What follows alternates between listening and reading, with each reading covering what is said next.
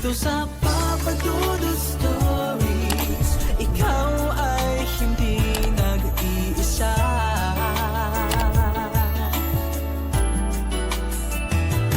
Dito sa Papa Dudut Stories, may nagmamahal sa'yo. Papa Dudut Stories, Papa Dudut Papa Stories. Sa lahat po ng mga nakatutok ngayon, huwag pong kalimutan mag-like, mag-share at mag-subscribe. Maraming salamat po sa inyong lahat.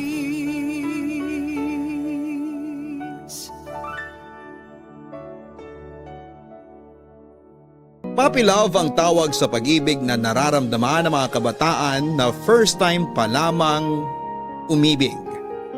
Minsan, ito ang klase ng pag-ibig na mahirap kalimutan at mahirap higitan.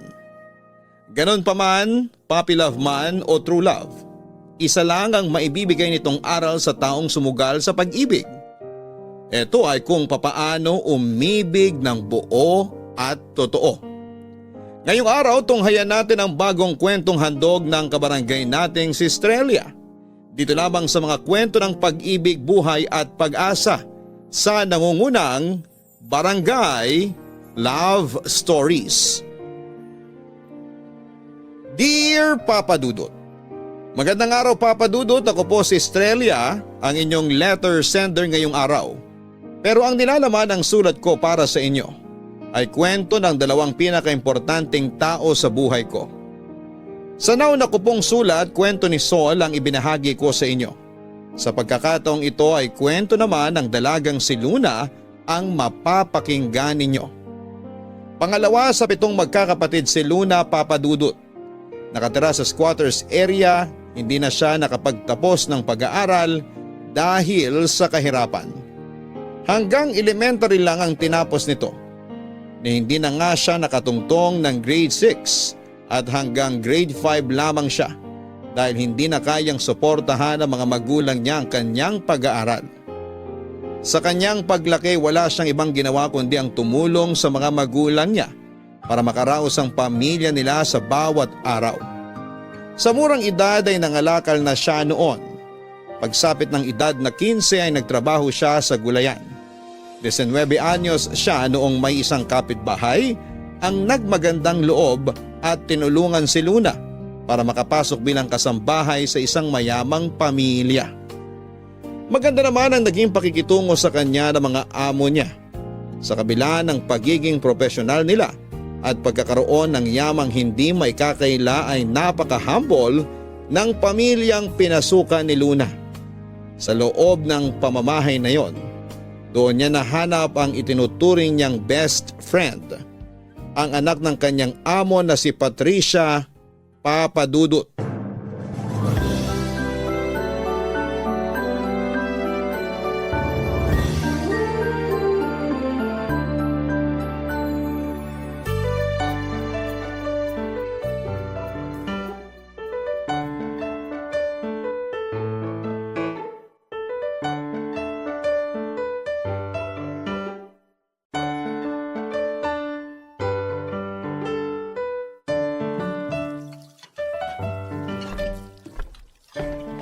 Luna, may ginagawa ka pa? Heto, naghuhugas ng pinggan. Bakit? Halika muna rito, may tatanong ako sa'yo. Sandali. Ano ba yon? Silipin mo yung lalaki sa labas. Saan? Ayun, yung kausap ni Papa. Bakit? Sino ba siya? Anak ng kumpare niya. Magkaedad lang yata kami. Anong masasabi mo sa kanya? Gwapo ba? Oo, gwapo naman. Maputi tsaka matangos ang ilong. Manliligaw mo? Hindi. Pero gwapo, di ba? Oo, bagay kayo. Ano sa tingin mo? Babaero ba? Mukhang hindi naman, no? Hindi ko alam eh. Hindi ako marunong magbasa ng tao. Pero kung gwapo, malamang marami rin nagkakandara pa sa kanya. Oo nga, no? May punto ka. Wag na lang pala. Pero kung gusto mo naman siya, magpakilala ka na lang para wala kang pagsisihan sa huli. Sa tingin mo? Oo, wala namang masama kung susubukan mo eh. Kaso nahihiya ako. Gusto mo tulungan kita magpakilala sa kanya? Ngayon na? Oo naman. Ayaw mo ba? Ay, sa susunod na lang. Aalamin ko muna kung may nobya na ba siya para hindi tayo magsayang ng oras. O sige, manmanan mo na lang muna siya. At ako maghuhugas na lang muna rito. Sandali lang, dito ka muna. Bakit? Ano pang gagawin natin? Wala naman, samahan mo lang ako rito. Kunwari, nag-uusap tayo para hindi mahalata na pinagmamasdan ko siya. Kapag ako pinagalitan ng mama mo sa tambak na hugasin, ikaw ang isusumbong kong dahilan ah. Nagsisyesta na yun ngayon. Hayaan mo na siya. Tingnan mo, matika siya no? Matangkad din. Eh, sino mas gwapo? Yan ba o yung dati mong nobyo? Siyempre mas gwapo to. Ikaw ba hindi mo siya natitipuhan? Naku, hindi na ako mag-aasam ng tulad niya. Hindi kami bagay. Hindi ko naman tinatanong kung bagay kayo. Ang gusto kong malaman, kung natitipuhan mo rin ba siya? Siyempre, oo. Babae lang din naman ako na nagkakagusto sa mga gwapo. Pero siyempre, dahil ikaw ang mas may gusto sa kanya, hindi na ako makikipag-unahan pa. Mas may tsansa ka sa kanya kaysa sa akin. May tsansa naman tayong lahat. Malay ba natin kung anong gusto niya? Malabo nang mangyari yan. Yung mga tulad niya, sa panaginip ko na lang mararanasan. Masyado mo namang binababay ang sarili mo. Maganda ka naman eh. At kung ikaw man ang magustuhan niya, walang kaso yun sa akin. Eh bakit sa akin na napunta yung usapan? Hindi ba't ikaw yung naghahanap ng nobyo ngayon? Oo nga pala. Oh, paalis na siya. Sandali lang, maiwan na kita. Makikibalita lang ako kay Papa. Aalamin ko kung anong pangalan niya. O sige, good luck. Papa Dudut mabilis na naging malapit sa isa't isa sina Luna at Patricia dahil hindi nagkakalayo ang edad nilang dalawa. 19 years old si Luna samantalang 23 naman si Patricia. Dahil only child kaya mabilis na nakagaana ng loob ni Patricia si Luna. Hindi rin daw kasi masyadong palabas-labas si Patricia at laging mag-isa lamang siya sa bahay nila. Kaya noong namasukan sa kanila si Luna ay mabilis silang naging magkaibigan. Sa edad nilang yon ay natural lang na naging mapaglaro ang puso nilang pareho. No boyfriend since birth daw si Luna noon at natatakot siyang pumasok sa isang relasyon dahil wala pa siyang karanasan tungkol dito. Noong araw may mangilan-ngilan ng pumoporma kay Luna pero hindi niya sila binibigyan ng atensyon. Lagi kasing bilin sa kanya ng nanay niya na huwag munang makipagrelasyon. Huwag daw niya itong tularan na maagang nag-asawa. Nagkaroon ng maraming anak at ngayon ay naghihirap sa buhay. Ipinangako naman ni Luna sa sarili niya na magpupursige muna siya sa buhay bago niya atupagin ang pag-ibig. Lalo na't bata pa naman siya at marami pa siyang oras para sa mga ganong klase ng bagay. Noong time na yon, ang focus na lang muna ni Luna ay ang makatulong sa kanyang mga magulang na nagagawa niya sa pamamagitan ng pagtatrabaho bilang kasambahay. All around ang trabaho ni Luna, Papa Dudut. Tagalinis, tagaluto, labandera at kung ano-ano pa. Dalawa silang kasambahay sa bahay nila Patricia at kahit na medyo mabigat ang trabaho ay kinakaya niya ito para sa pamilya niya. Mabuti na lang at lagi niyang kasakasama noon si Patricia na kahit papaano ay nakakabawas sa mga pagod niya sa pang-araw-araw.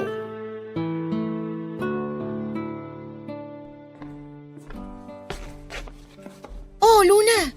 Gising ka pa pala? Oo, inihahanda ko lang tong mga rekado para bukas. Anong oras na ba? 11:00 na. Gabi na pala. Kailangan ko nang tapusin to. May bisita yata ang mama mo kaya medyo madaming iluluto bukas. Ah, oo nga. Bibisita rito yung mga amiga niya. Yun nga ang sabi niya. Bakit gising ka pa pala? Hindi ako makatulog eh. Ayaw akong dalawin ng antok. Samahan mo na lang muna ako rito kung gusto mo. May tutulong ba ako? Itong patatas, balatan mo na lang tapos ilagay mo sa tubig. Sige, amin na yan. San kaya pwedeng maglakwatsa bukas? Bakit ka maglalakwatsa? Magkakaroon ng handaan dito sa bahay niyo tapos aalis ka? Ay nako, hindi mo kilala ang mga amiga ni Mama. Tsaka kung napuputaktihin na naman nila ako ng mga tanong tungkol sa dating nobyo ko. Matagal na kayo naghiwalay, di ba? Oo, 2 taon din kami nun. Kung kailan pinakilala ko na siya sa pamilya ko, saka naman kami naghiwalay. Bakit naman? Ano palang dahilan ba't kayo naghiwalay? Nagloko! Talaga? Paano mo naman nalaman? Nahuli ko mismo. Walang liyang yun. Naturingan na teacher pero pumapatol sa estudyante. Ang lala naman yan. Mabuti na lang iniwan mo. Oo naman. Anong akala niya? Bibigyan ko siya ng pangalawang pagkakataon? Hindi na. Hindi ako mapagbigay sa mga taong manloloko. Tama nga naman. Eh ikaw, nagkaroon ka na ba ng nobyo? Naku, hindi pa. Ayaw ni nanay. Bakit naman? Pinagbabawalan ka? Hindi naman ako pinagbabawalan. Pero mas gusto niyang wag muna ako makipagrelasyon. Kasi nga, ayaw daw niya ako matulad sa kanya na maaga nagkaroon ng pamilya. Pero, paano kung may manligaw sa'yo? Hindi ko nalang pinapansin. May kapitbahay nga kami noon na nagpakita ng motibo sa akin. Kako sa kanya, wag muna kasi gusto ko munang tulungan ng mga magulang ko. Eh, ano bang tipo mo sa mga lalaki? Hindi naman ako tumitingin sa panlabas na anyo. Basta ba responsable at walang bisyo, pwede na sa akin yun. Siyempre dapat mahal din niya ako. Ako naman, gusto ko yung profesional. Ayoko sa tambay at palamunin. Tapos dapat gwapo rin. At higit sa lahat, tapat. Sigurado naman ako makakahanap ka ng lalaking tulad ng sinasabi mo. Maganda ka naman tsaka mayaman. Pero ang hirap nang makahanap ng tapat ngayon. Halos lahat yata ng lalaki manloloko na eh. Hindi naman lahat. Yung papa mo ba, manloloko? Hindi naman, di ba? O sige, hindi lahat. Pero karamihan manloloko. Kaya nga ayoko rin makipagrelasyon pa eh. Baka masayang lang ang oras ko, lalo na kapag natapat ako sa manloloko. Tama ka dyan sa sinabi mo.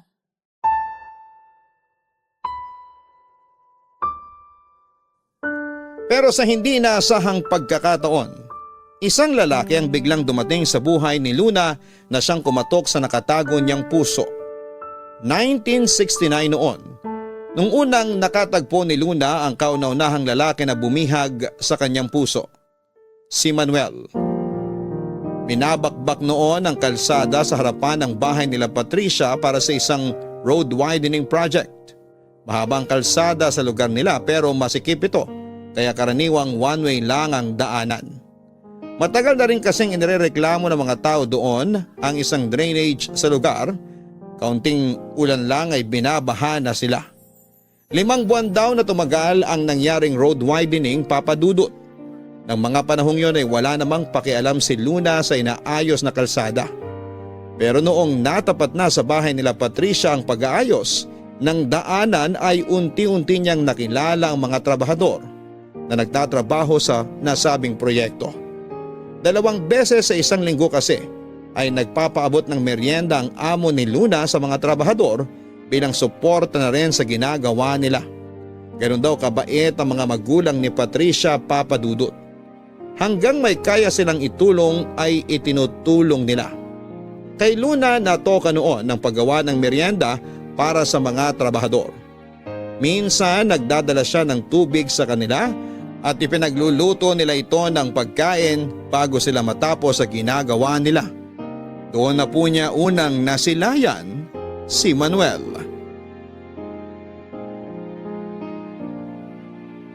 Papa Dudut, hindi naging maganda ang unang pagkikita nila Luna at Manuel.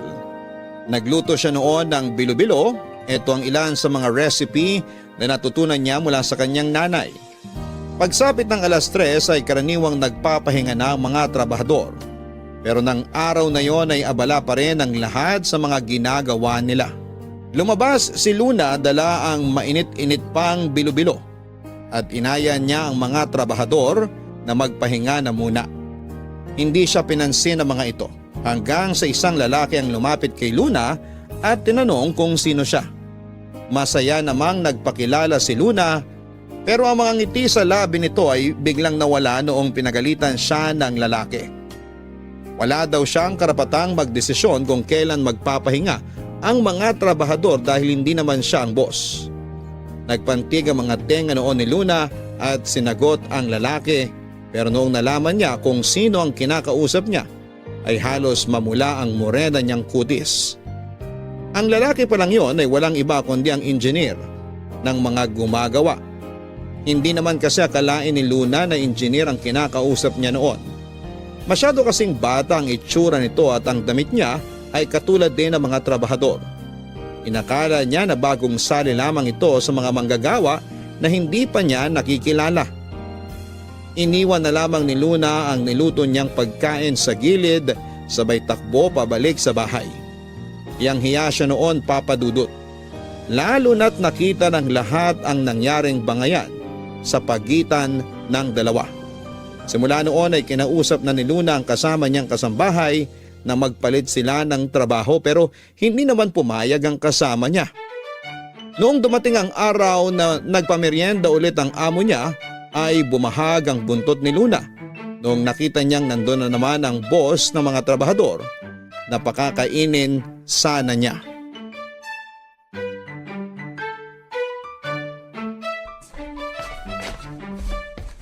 Uy, Patricia. Tapos ka na sa niluluto mo? Oo, tapos na ako. Ano pang inaantay mo? Pakainin mo na yung mga trabahador. Samahan mo ko. Ano? Bakit? Ano ba yung niluto mo? Mabigat ba? Hindi naman, pero nahihiya kasi akong lumabas. Ba't ka naman nahihiya? Basta, samahan mo na ako. Ayoko.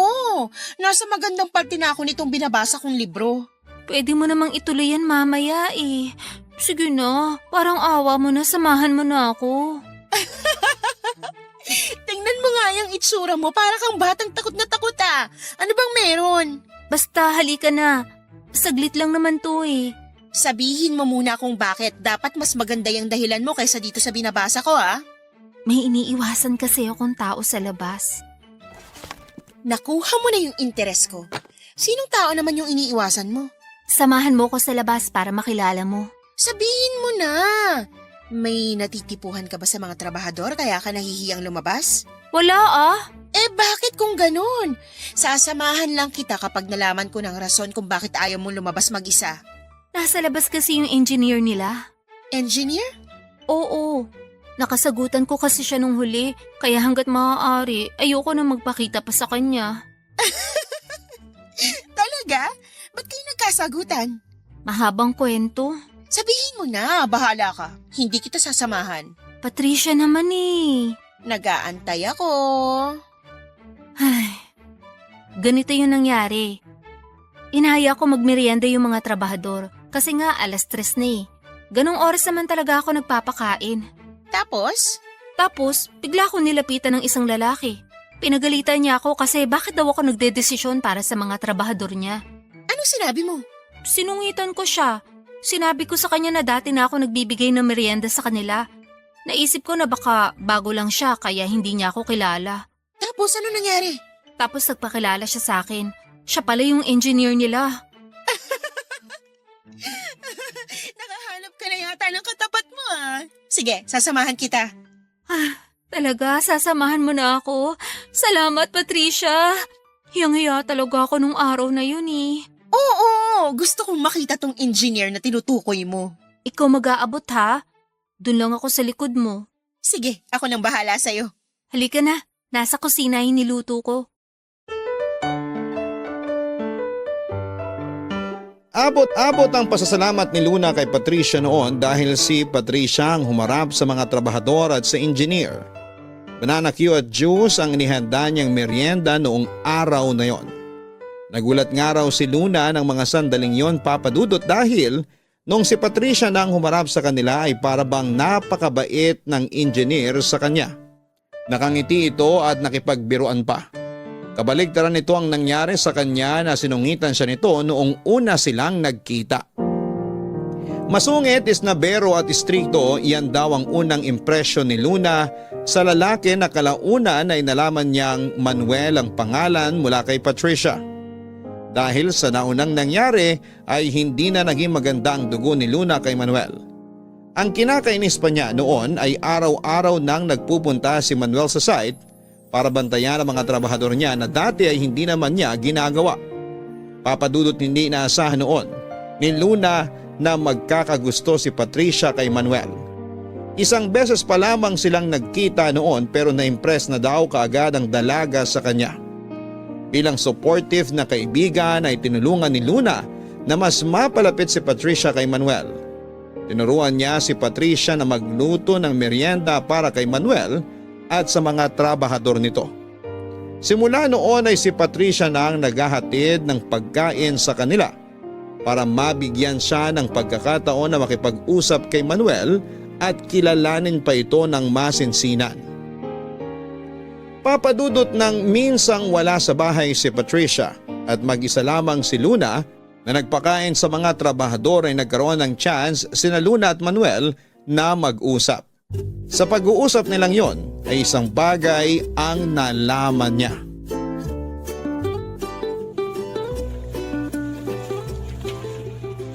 Ginoo, mawalang galang na, Ginoo. Magmerienda na po kayo. Mamaya pa sila pwedeng magmerienda. Nakikita mo namang may ginagawa pa sila eh. Baka naman malipasan ng gutom yung mga trabahador mo sa pinagagagawa mo. Kanina pa sila nagtatrabaho ah. Sanay na yung mga yan. May ipinagawang merienda si ma'am para sa inyo. Dapat kapag may grasyang ibinibigay sa inyo, tanggapin nyo kaagad. Maya-maya pang konti. Papantayin lang nila yung bagong buhos na simento bago sila magpahinga.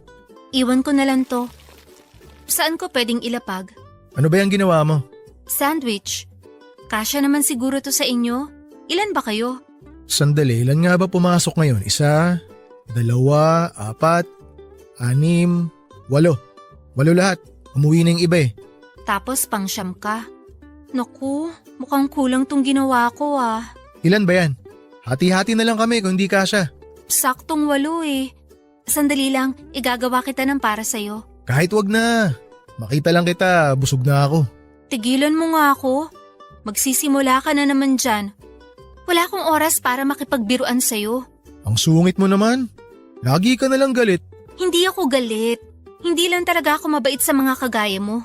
Ha? Bakit? Ano bang meron sa akin? Bahala ka dyan. Iiwan ko na lang to. Dito ka na muna. Samahan mo kami magmerienda. Marami akong trabaho sa loob. Ikaw nang bahala magpakain sa mga trabahador mo ah. Oh, heto. Kunin mo na. Ayokong kunin yan.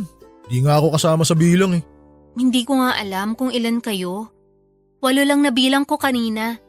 Kunin mo na to, ihahabol ko na lang yung kulang. Wag na. Pagkakasyahin na lang namin to. Hawakan mo na to na makagawa ko ng bago. Aagawan mo pa yung mga trabahador mo eh. Sila yung pagod. Sila dapat yung kumain. Antayin mo na lang yung sayo. Total wala ka namang ginagawa at nakatayo ka lang naman dyan maghapon. Ang sungit talaga. Ang hirap mo namang suyuin. Hanggang ngayon ba galit ka pa rin sa akin? Kasi napagsalitaan kita nung unang araw na nagkita tayo. Sabing hindi ako galit.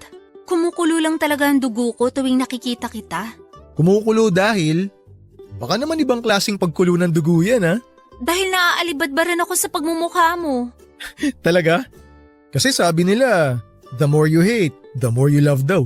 Wala akong nararamdamang love sa'yo, puro hate lang. Sayang naman. Love pa naman kita. Anong pinagsasasabi mo dyan? Hindi ako nagbibiro. Gustong gusto kitang asarin kasi gumaganda ka lalo kapag magkasalubong na yung kilay mo tuwing nagtataray ka. Alam mo, kung wala ka magawa sa buhay, wag mo kong idamay. Kung naghahanap ka ng kaharutan, hindi ako yun. Si Patricia ang kulitin mo kasi siya ang may gusto sa'yo. Ayaw ko sa kanya eh. Masyadong mabait. Ikaw yung gusto ko. Matapang. Tantanan mo nga ako. Makihati ka na lang dyan sa pagkain ginawa ko. Hindi na kita igagawa ng sandwich mo. Teka, alis ka na? Marami pa akong trabaho. Eh, paano yung sandwich ko? Gumawa ka ng sarili mo. Papadudot nung araw ay hindi raw habulin ang tulad ng mga itsura ni Luna. Morena kasi siya, sobrang payat at buhaghag ang mahaba nitong buhok. Hindi matangos ang ilong niya, hindi makinis ang balat niya at hindi maganda ang mga kasuotan niya. Oo nga't may ilang lalaki nagpaparamdam sa kanya noon pero ang mga lalaking yon ay mayahalin tulad niya sa parehong estado niya sa buhay. Kaya naman para kay Luna ay hindi ka panipaniwala na magkagusto sa kanya ang isang tulad ni Manuel. Kumpara kay Patricia ay hindi hamak na mas maganda, mayaman at may pinag-aralan ng amo niya kesa sa kanya. Maliit lang din si Manuel, papadudot na sa 5'6" daw ang tangkad nito. May kaitiman din siya dahil babad sa araw pero aminado si Luna na gwapo ito. Maganda kasi ang ngiti niya at parang araw na nagbibigay liwanag sa paligid kapag ipinakita nito ang mga mapuputi niyang ngipin at magkabilang dimples sa pisngi. Kumikislap din ang mga mata nito na halos hindi nakita kapag tumatawa. Pakiramdam noon ni Luna ay pinaglololoko lamang siya ni Manuel. Imposible raw na magkagusto sa kanya ang binata dahil lagi silang nagbabangayan tuwing nag-uusap sila. Kaya kahit noong sabihin sa kanya ni Manuel noon ay hindi ito pinaniwalaan ni Luna lalo na't alam niyang may gusto sa kanya ang kaibigan niyang si Patricia. Papadudot ang problema raw kay Manuel ay mahilig itong makipagbiruan. Hirap tuloy si Luna na intindihin kung kailan ito nagbibiro at nagsasabi ng katotohanan. Matapos pang ilang beses na pakikipagsalamuha, ang dating impresyon ni Luna sa binata na masungit at isnabero ay napalitan na ng pagiging masiyahin at kengkoy. Hindi naman pala suplado si Manuel. Natsyempohan lang ni Luna ang binata na masama ang timpla ng araw na yon. Dahil nalaman pala niyang papetiks-petiks lang pala ang trabahador nila kaya matagal silang nakakatapos ng trabaho. Simula noon ay binantayan na ni Manuel ang mga trabahador niya at doon lang bumilis ang pag-aayos ng kalsada nila. Kalaunan sa hindi naasahang pagkakataon ay unti-unti ring nakabuo ng pagkagusto si Luna kay Manuel. Hindi man niya ito inaamin ay napapansin niya noon na lagi na siyang sumisilip sa labas para i-check kung anong ginagawa ni Manuel. Lagi lang itong nakatayo at nagmamasid habang ang dalawang kamay nito ay nakasukbit sa bewang nito. Tuwing nakikita niyang binata ay bumibilis ang tibok ng puso ni Luna at nakakaramdam daw siya ng excitement. Doon lang napagtanto ng dalaga na kahit away bati silang dalawa ay nahulog na ang loob niya kay Manuel. Ganon pa man ay pilit na pinigilan ni Luna ang nararamdaman niya. Alam kasi niya na gusto rin ni Patricia si Manuel at ayaw niyang magmukhang mang-aagaw. Isa pa ay mas mahalaga ang pagkakaibigan nila ni Patricia kesa sa nararamdaman niya kay Manuel. Kaya naman minabuti na lamang ni Luna na itago ang nararamdaman niya.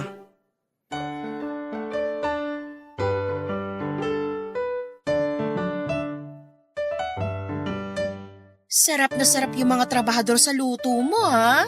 Oo nga eh. Ngayon lang ako nakapagluto ng ganon. Talaga? Ngayon ka lang nakapagluto ng lugaw? Oo. Binasi ko lang sa paraan ng pagluluto ng nanay ko noon. Ang galing!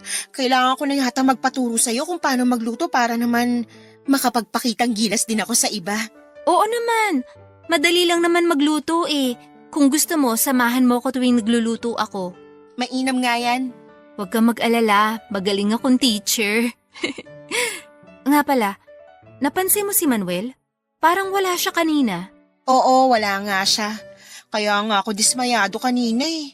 Siya pa naman dahilan ba't kita sinamahang magpakain. Nasaan daw siya? Ang sabi nung isang trabahador, bumisita raw siya sa ibang site. Ah, kaya pala wala. Pero, bakit ka naman dismayado? Siya lang naman ang habol ko kaya ako sumasama sa'yo magpamerienda eh. Oo nga pala, may gusto ka pala sa kanya. Nawala sa isip ko. Pero, paano na yung anak ng kumpare ng tatay mo? Hindi mo na siya gusto? Hindi na, may nobya na pala yun eh.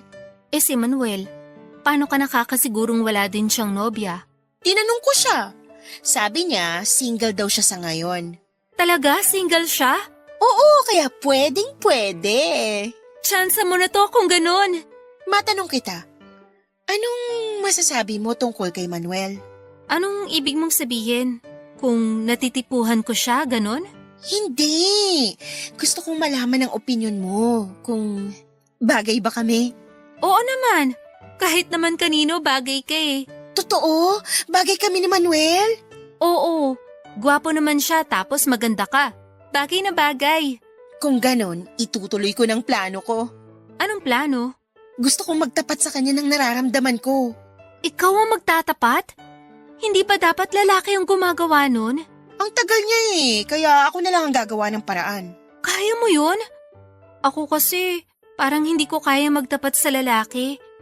Di ba dapat babae ang nililigawan, hindi babae ang nanliligaw?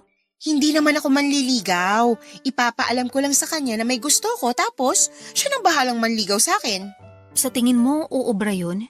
Hindi natin alam pero bakit hindi natin subukan? Sa bagay, kung babae na nagbigay ng motibo, hindi naman siguro yan palalampasin ng lalaki, no? Tama ka dyan. Kaya kailangan ko maghanda. Kailan ka ba ulit magpapakain sa kanila? Sa makalawa pa, gusto mo ikaw ang magluto ng susunod na merienda nila? Oo ba? Ano bang masarap ihain? Yung madali lang Ako nang bahala mag-isip niyan. Tuturuan kita. Salamat! Hulog ka talaga ng langit.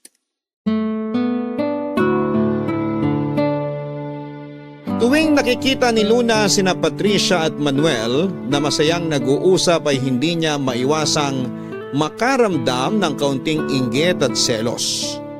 Sobrang friendly raw kasi ni Patricia at bukod sa looks nito ay malakas talaga ang karisma niya sa tao. Sadyang mabait kasi ang puso nito. Kaya naman malapit siya sa mga tao. Hindi tulad ni Luna na mailap at iwas makihalubilo. Lagi siyang inuunahan ng hiya na makipagkaibigan at ang tanging paraan niya para makipagkulitan ay ang magsungit. Sa totoo lang ay bagay na bagay daw noon sina Patricia at Manuel, Papa Dudut, dahil pareho sila ng estado sa buhay. Pareho silang may tinapos, may kaya at tiyak na magiging gwapo at magandang magiging anak nila kapag nagkataon. Kahit na may gusto na si Luna sa binata noon ay hindi niya ito binanggit kanino man. Alam kasi niya ang lugar niya at isa pa ay ayaw niyang magalit sa kanya si Patricia kapag nalaman nito ang katotohanan. Malapit nang matapos noon ang trabaho nila Manuel sa kalsada. Inaantay na lamang nilang matuyo ang bagong buhos na semento sa dulo ng kalsada bago nila gawin ang finishing touches. Kaya bago magkahiwalay ay naisip ni Patricia na magtapat na siya ng nararamdaman niya kay Manuel. Sinuportahan naman siya ni Luna at sa katunayan ay sinamahan pa niya ito. Kaso nga lang noong nagtapat si Patricia kay Manuel ay inamin nito ang katotohanan na hindi niya gusto si Patricia.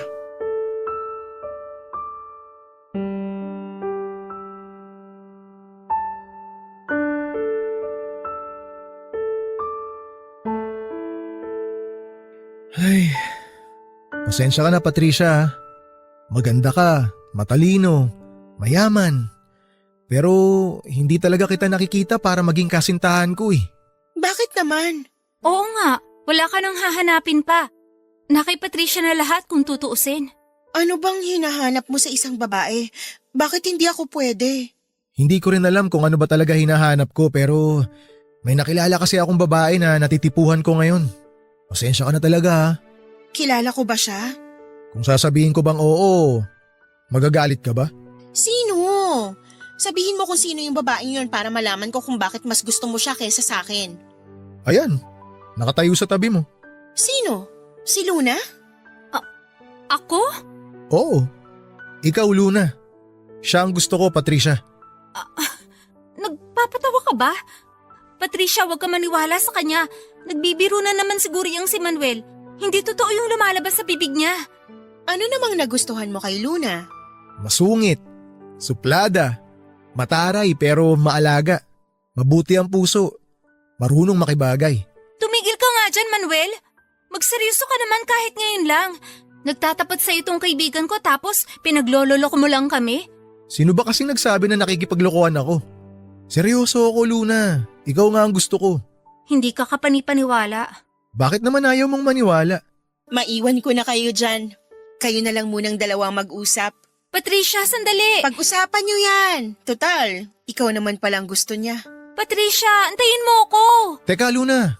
Mag-usap muna tayo. Wala tayong pag-uusapan. Si Patricia ang kailangan mong kausapin, hindi ako. Nasabi ko na sa kanya ang gusto niyang malaman. Wala na kaming dapat pag-usapan. Alam mo ba kung gaano kahirap para sa aming babae ang magtapat ng damdamin? Tapos ganun lang ang ginawa mo? Ano ba dapat ang gusto mong gawin ko? Lokohin ko siya. Mas mabuti na yun na nalaman niya yung totoo. Kesa naman abusuin ko yung nararamdaman niya para sa akin. At ano tong sinasabi mo na gusto mo ko? Kailangan mo ba talagang gawin yon para lang masabi mong hindi mo gusto si Patricia? Kailangan mo pa ba akong idamay? Totoo ang mga sinabi ko, Luna. Gusto kita. Walang halong biro.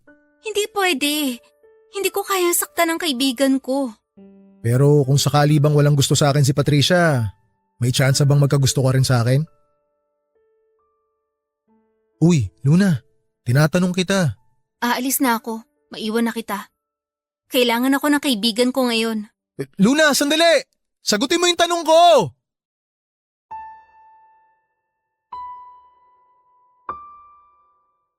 Noong nalaman ni Patricia na si Luna ang gusto ni Manuel ay kapansin-pansin ang paglayo ni Patricia dito. Nagmukmuk siya at umiwas sa dalaga. Dahil sa nangyari na inis si Luna kay Manuel, nagkatotoo na ang kinakatakutan niya at eto ay ang masirang pagkakaibigan nila ni Patricia. Parang kapatid na ang turingan nila sa isa't isa at ayaw ni Luna na masirang pagsasama nila dahil lamang sa isang lalaki. Pilit inassure ni Luna si Patricia na wala siyang gusto kay Manuel para kahit papaano'y gumaan ang loob nito. Pero kahit na anong gawin ni Luna ay nagbago ang pakikitungo ni Patricia sa kanya. Minabuti na lamang ni Luna noon na hayaan na lamang muna si Patricia na mapag-isa dahil baka mawalan pa siya ng trabaho dahil sa nangyari. Kahit papaano'y hindi naman apektado ang trabaho ni Luna, Papa Dudut. Hindi siya kinikibuan ni Patricia pero hindi rin naman siya nito sinusungitan. Nalungkot si Luna sa mga nangyari pero naiintindihan niya ang pinanggagalingan ng kaibigan niya. Ang ginawa na lang nito tuwing nagbibigay siya ng merienda sa mga trabahador ay iniiwasan na lamang din ni Luna si Manuel para hindi na lumala pa ang nararamdamang sakit ni Patricia.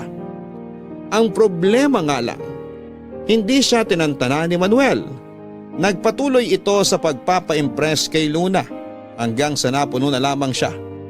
Naisip ni Luna na titigil lamang si Manuel kapag kinumpronta niya ito. Kaya ang ginawa niya ay kinausap niya si Manuel na tigilan na niya ang ginagawa niya. Dahil malabo raw na magkagusto si Luna sa kanya kahit na ang totoo ay gusto naman talaga niya ang binata.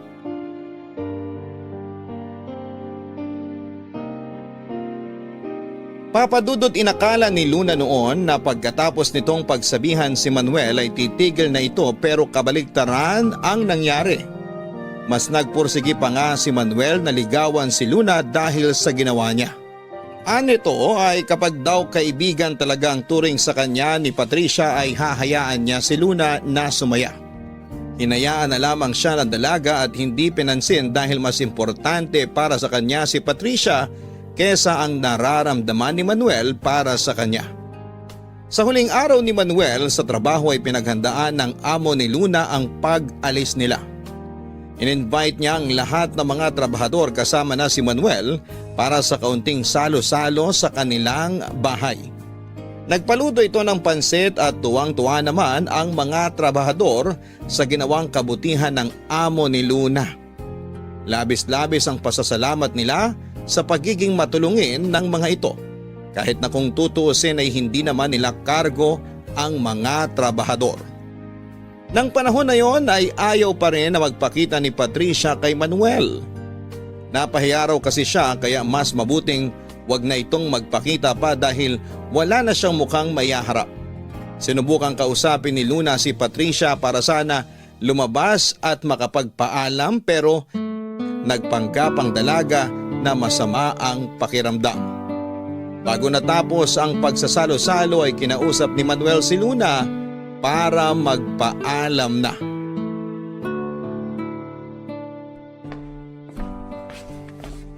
Luna, alis na kami. Nasaan pala si Patricia? Hindi na siya nagpakita. Hindi pa raw maganda yung pakiramdam niya eh. Ay, iniiwasan pa rin niya siguro ako hanggang ngayon. Tinanggihan mo kasi. Di bale. Hindi niya na ako makikita pa kasi tapos na kami sa trabaho namin.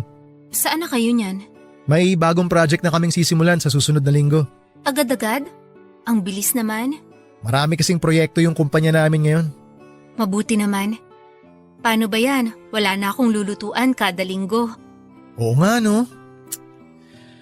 Ay, mamimiss daw nila yung mga meriendang ginagawa mo. Ganun talaga ang buhay. Walang permanente sa mundo. Luna, may gusto nga pala akong sabihin sa'yo. Ano? Huwag kang magagalit ha.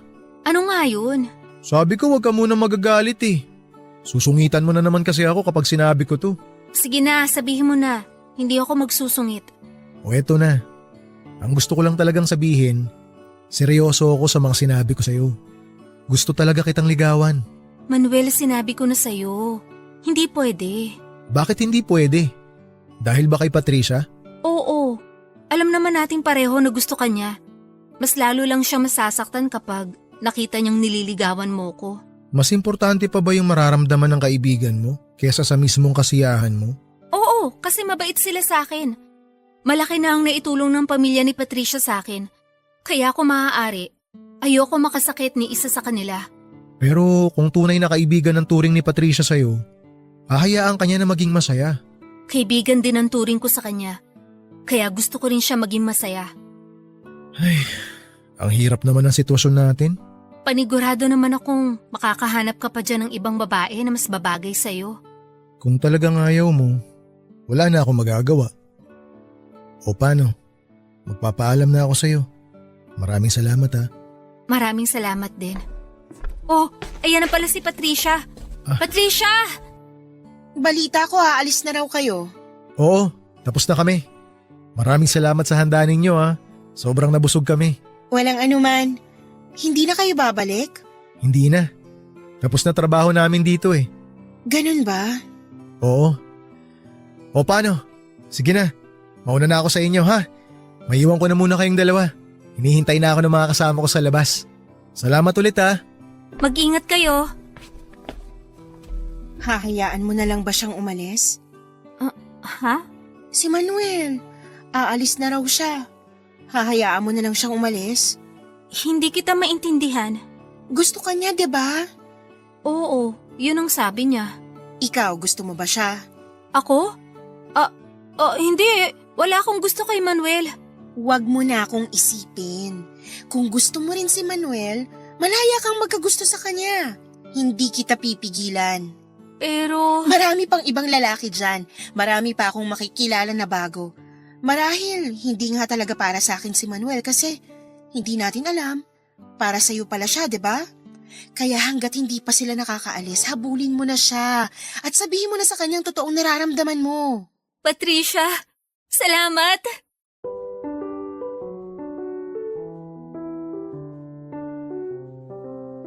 Bago tuluyang makaalis si Manuel ng hapon na yon ay hinabol ni Luna ang binata para sabihin ang magandang balita. Doon din ay pumayag siyang magpaligaw na kay Manuel. Halos magkatalon sa tuwa si Manuel noong sa wakas ay umamin na rin si Luna. Dahil pumayag ang dalaga, kahit na wala ng trabaho si Manuel sa lugar nila Luna, ay dumadayo pa rin ito sa bahay nila Patricia para ligawan si Luna. Noong panahong yon ay tanggap ni Patricia na si Luna talaga ang gusto ni Manuel. Sa katunayan ay naging supportive pangaraw siya sa dalawa. Maging ang mga magulang ni Patricia ay natuwa noong nalaman nilang may manliligaw na si Luna. Papadudot hindi nagtagal ay sinagot din ni Luna si Manuel. Alam niyang magkaiba ang estado nilang dalawa pero hindi ito naging hadlang sa pagkakaibigan ng binata at dalaga.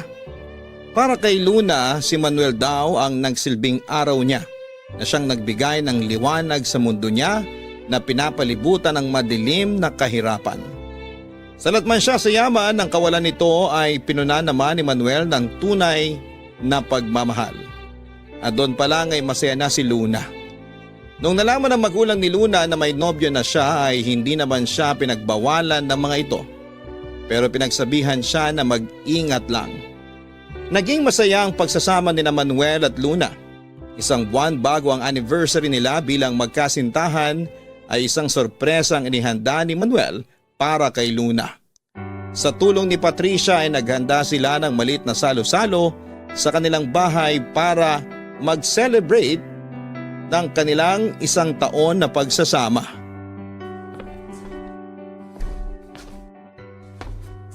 Ano ba tong ginagawa niya sa akin? Basta, sumunod ka na lang. Huwag mong tatanggalin yung piring sa mata mo ha. Tulungan mo ako maglakad, baka madapa ako. Hindi ko pa naman nakikitang dinadaanan ko. Malapit na tayo. Ayan, nandito na tayo. Pagbilang ko ng 3, tanggalin mo na yung blindfold mo ha. 1, 2, 3. Surprise! Surprise! Manuel, anong ginagawa mo rito? Akala ko ba nasa site ka ngayon? Maaga ako nagpaalam para mapuntahan kita rito ngayong araw. Anong okasyon? Bakit may dala kang cake? Hindi lang cake ang dala niyan. Marami siyang pagkaing hinanda. Para saan? Wala namang may birthday ah. Para sa anniversary natin to. Ha? Sa susunod na buwan pa naman yun ah. Alam ko, pero naisip ko na ngayon na natin ipagdiwang yung anibersaryo natin. Kasi magiging abala na ako simula sa susunod na buwan eh. Bakit? Akala ko ba patapos na kayo sa proyekto nyo? May bago na naman ba ulit? Ako ang sasalo sa iniwang project ng kasamahan kong engineer. Malaking project yun eh, kaya baka hindi ako makapaglaan ng oras para sa anniversary natin kapag nagkataon. Kaya ngayon na tayo magdiriwang. Ganun na nga. Oh, ano pang hinihintay mo? Ibigay mo na yung cake at bulaklak na hawak mo. Oo nga pala. Heto, happy anniversary. Happy anniversary din. Paano yan? Wala akong naihanda para sa'yo. Huwag kang mag-alala, hindi mo na kailangan maghanda. Ang gagawin mo lang ngayong araw ay magpahinga. Ipinagpaalam na kita sa amo mo. Oo, ako nang bahala sa mga gawain mo dito sa bahay. Sigurado ka? Oo naman, 1 araw lang naman eh. Ibibigay ko na sa inyong 2 tong araw na to. Salamat, Patricia. Anong plano nyo ngayon? Saan mo dadalhin tong kaibigan ko, Manuel? Mamamasyal kami. May bagong bukas na theme park sa Pasay, yung old na yung Pilipino. Doon tayo pupunta, Luna. Nagbukas na ba yun? Oo, bukas na. Maganda raw doon, sabi ng mga kakilala ko. Oh, nakakainggit naman. Gusto ko rin makapunta doon. Gusto mo bang sumama? Mamamasyal na lang ako doon mag-isa. Kayo na lang muna magpunta doon para masolo niyong isa't isa. Oh, ano pa ginagawa mo dyan, Luna? Magbihis ka na. O sige, sandali lang. Magbibihis na ako. Sandali, maiwan muna kita, Manuel. Susundan ko lang yon. Ako mag-aayos sa kanya para maging maganda siya sa araw na to. Sige, dito lang muna ako.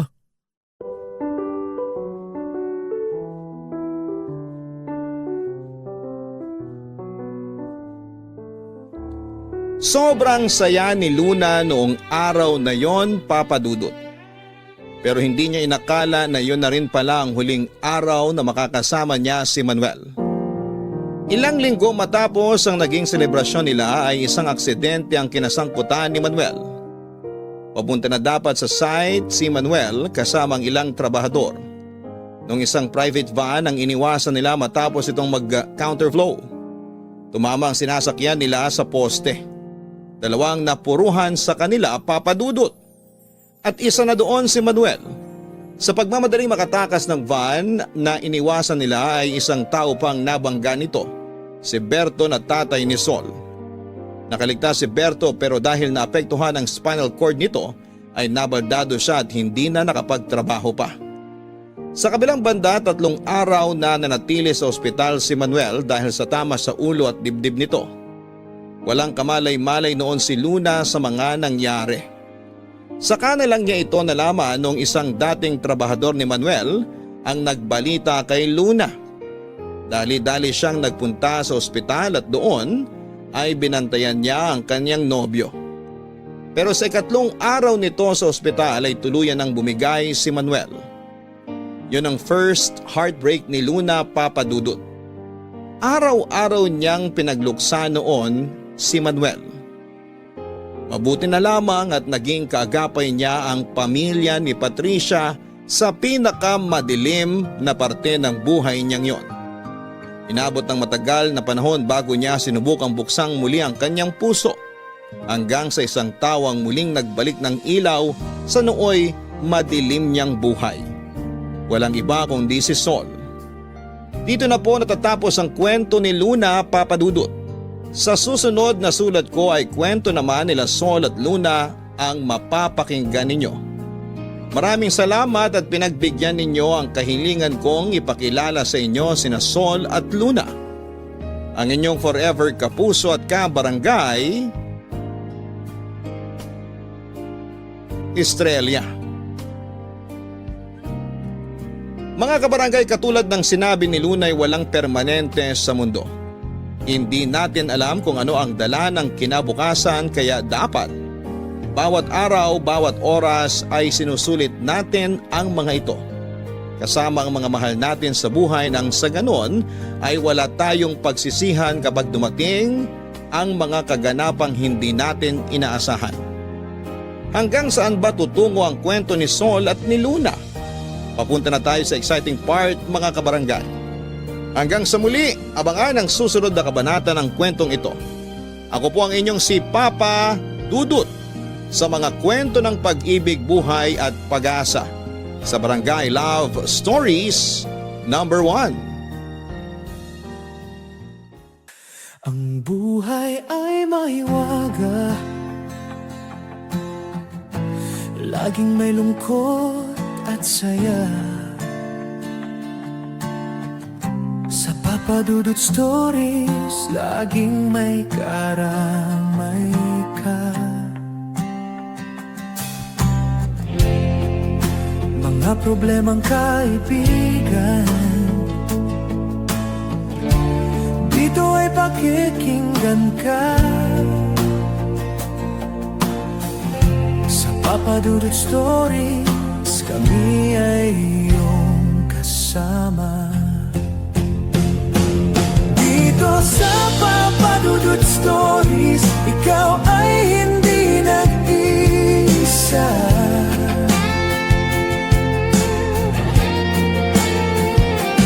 Dito sa Papa Dudut Stories, may nagmamahal sa'yo.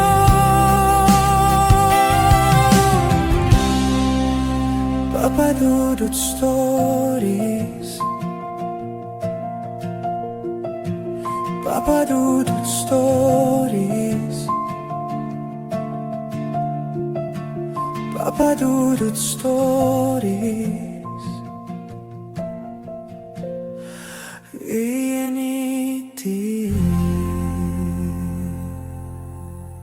Dito sa Papa Dudut Stories, ikaw ay hindi nag-iisa.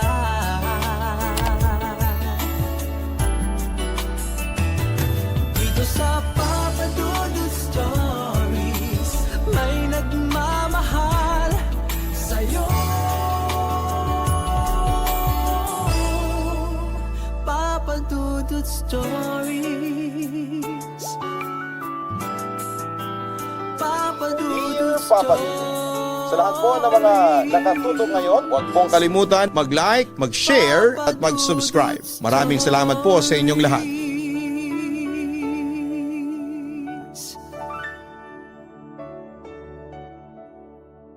Mahirap kalimutan ang unang pag-ibig. Pero nagiging daan ang bagong tao sa buhay natin para saglit nating makalimutan ang pait ng nakaraan.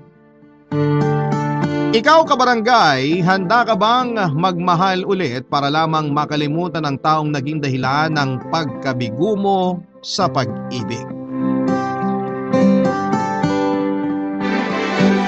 May pagkakataon na dahil po sa pagmamahal na nararamdaman natin para sa isang tao ay pilit nating gagawing tama ang bagay na alam nating mali na sa umpisa. Ang sabi nga nila, hindi kailanman nadidiktahan ng puso. Pero dapat nga bang palaging sundin ang puso kahit alam ng isip natin na hindi na ito tama at nakakabuti para sa ating sarili? Dear Papa Dudut, tawagin mo na lamang ako sa pangalang Charlene, 29 years old at nagtatrabaho bilang accounting assistant dito sa Novaliches. Matagal ko ng hobby talaga ang pakikinig ng drama sa radyo. Pero ngayon ko lamang naisipan na magpadala ng sarili kong kwento. Medyo busy kasi akong tao kaya humanap din talaga ako ng oras para masimulan na gawin itong sulat ko. Hayaan niyong simulan ko ang totoong kwento ko sa relasyon namin ng boyfriend ko noon na si Dylan Papa Dudut. Schoolmate ko siya noong college at sinagot ko ang panliligaw niya sa akin nang sabay kaming makagraduate sa mga kurso namin. Tumagal din noon ng ilang taon ng relasyon namin at kahit may kanya-kanya na kaming trabaho, pinipilit naming magbigay ng oras sa isa't isa, Papa Dudut.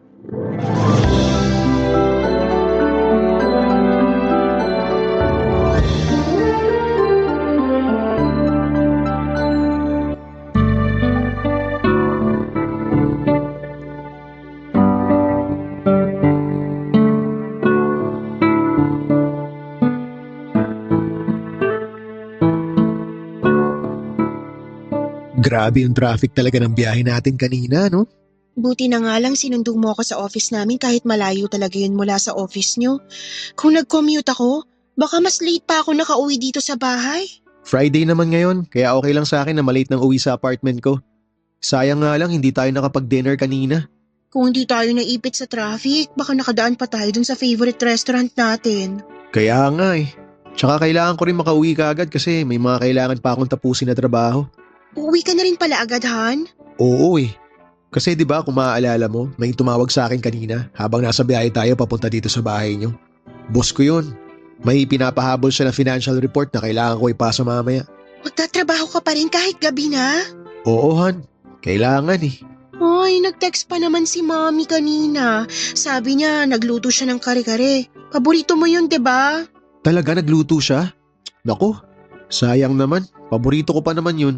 Pumasok kaya muna tayo sa bahay para makapag-uwi ka sa apartment mo ng pagkain kung talagang hindi ka na pwede magtagal dito. Sa ibang araw na lang siguro, Han. Han, hindi tayo nakapag-dinner kaya alam kong gutom ka na rin.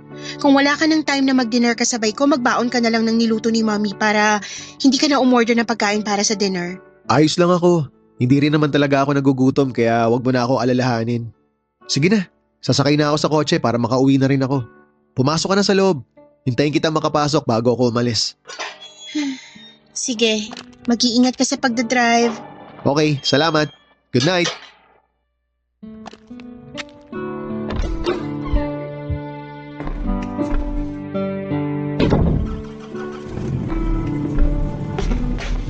Hinatid ka pala ni Dylan?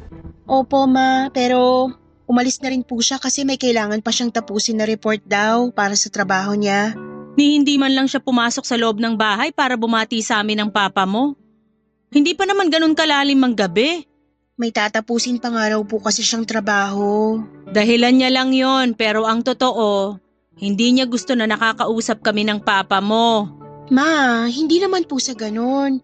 Busy lang po talaga si Dylan. Huwag mo na siyang ipagtanggol kasi kilala ko na yung boyfriend mo. Bihira nga yan pumunta sa mga family gathering natin at palaging yung trabaho niya ang dinadahilan mo sa akin. Masyado lang po talagang workaholic si Dylan. Eh bakit naman ikaw nagagawa mong pumunta sa kanila kapag birthday ng daddy o mommy niya? Nagpapaluto ka pa nga sa akin minsan ng dadalin mong pagkain sa kanila. Samantalang yang si Dylan, ni hindi man lang mag-effort na makipagkumustahan sa amin ng papa mo. Abay palagi na lang siyang ganyan, parang umiiwas na makita o makausap kami. Paano naman namin siya mas makikilala kung palagi niyang nilalayo ang sarili niya sa amin? Hay, ang mabuti pa, pumasok ka na dito at hindi pa rin kami kumakain ng dinner ng papa mo. Akala kasi namin dito rin magdi-dinner yung boyfriend mo. Pero mukhang hindi niya talaga gusto na nakakasabay kaming kumain.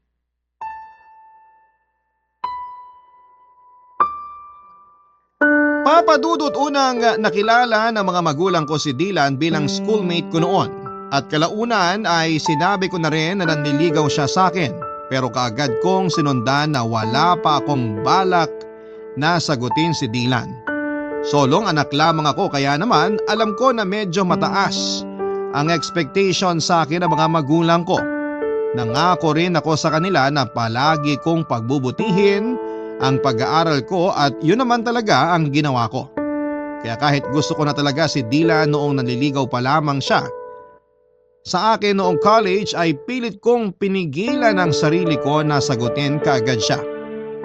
Papadudot nang makagraduate nga kami ni Dylan ay doon na ako naglakas ng loob na sagutin ang panliligaw niya. Lalo na at nakita ko naman ang effort niya para magustuhan ko siya. Yung pagsama niya sa mga group study namin kahit puyat at pagod siya, sa paglalaro para sa soccer team nila. Yung palagi niyang pagte-text at tawag sa akin at ang pinaka-sweet na part ay yung pagsulat niya ng mga tula para sa akin. Mabait din siya at gentleman talaga kaya tuluyan nang nahulog ang loob ko sa kanya, Papa Dudut. Nang maging boyfriend ko nga siya at pinakilala ko sa mga magulang ko ay naging maayos naman ang lahat, Papa Dudut. Kaya lang ay hindi siya masyadong nagsasalita nung kinausap siya ni na Papa at Mama.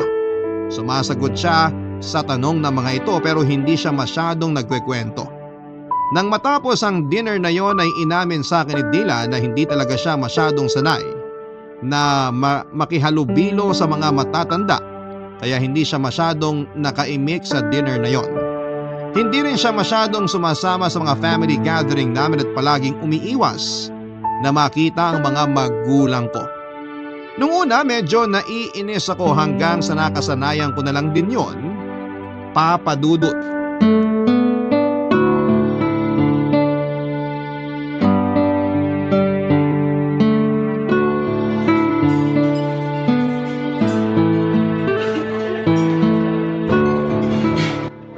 Han, sorry. Ngayon lang ako. Late ka na naman. Traffic kasi dun sa dinaanan ko eh. Kailan ba hindi naging traffic dito sa Manila? Kapag holiday. Yun nga lang, hindi holiday ngayon kaya na-traffic ako. Ayun na nga. Alam mo ng traffic pero hindi ka pa rin nag-adjust ng oras mo. Maniwala ka Han, in-adjust ko oras ko kanina. Hindi ko lang in-expect na mas magiging traffic ngayon.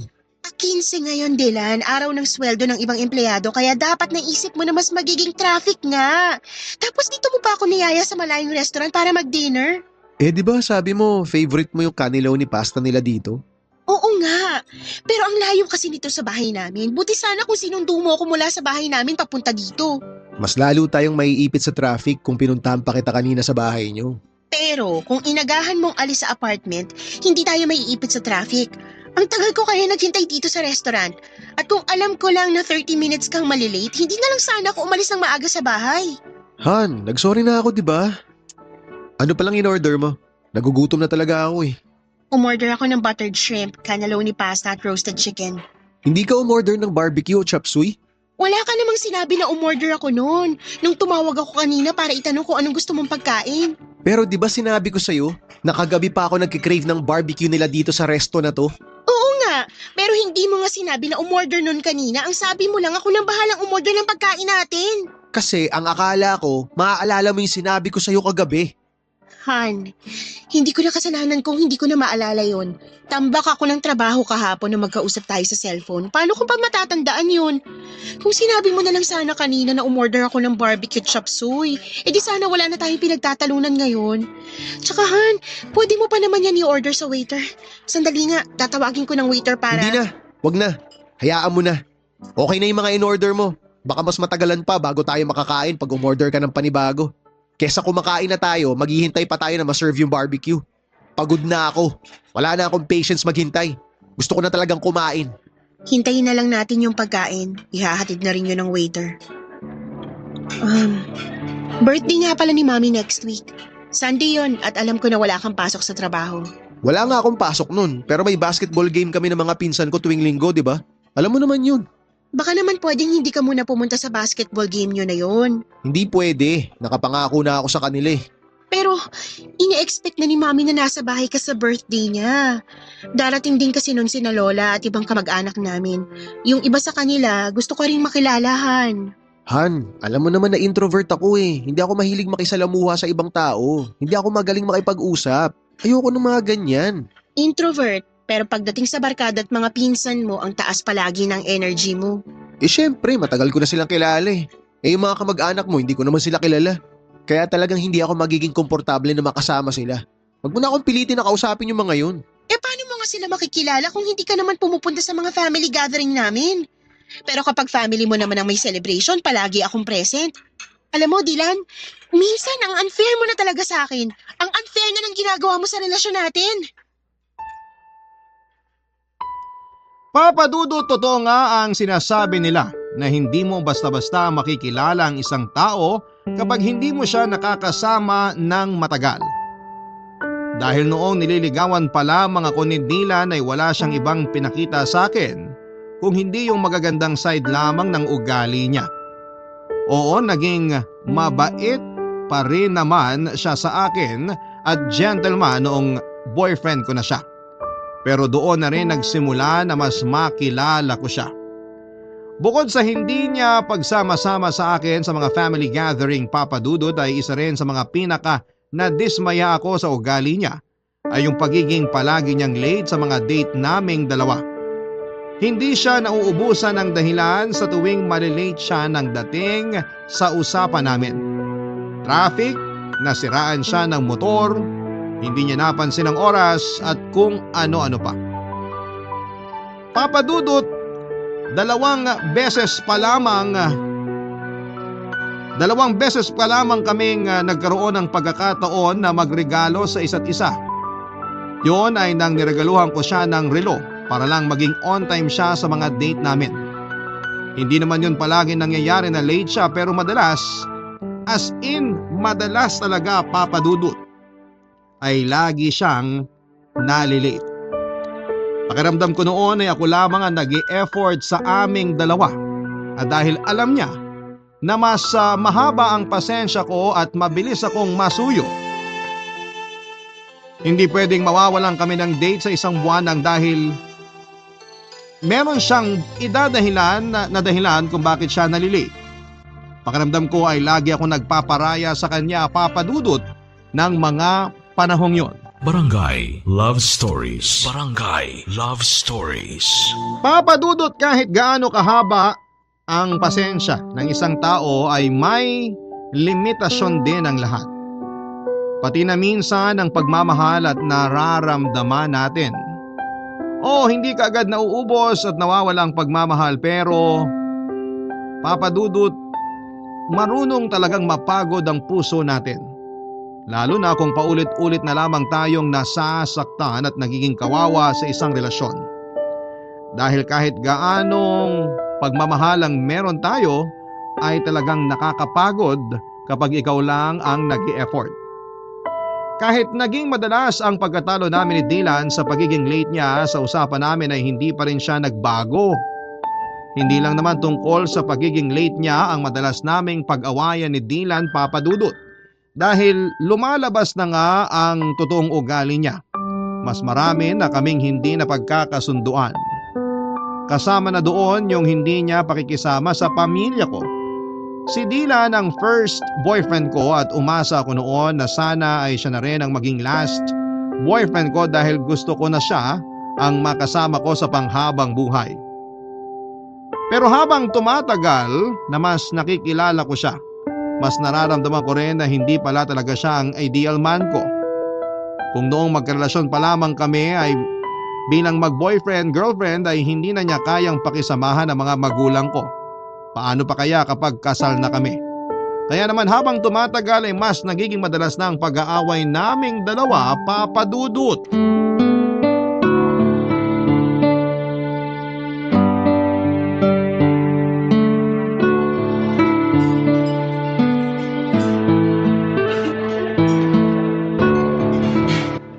Han, sorry.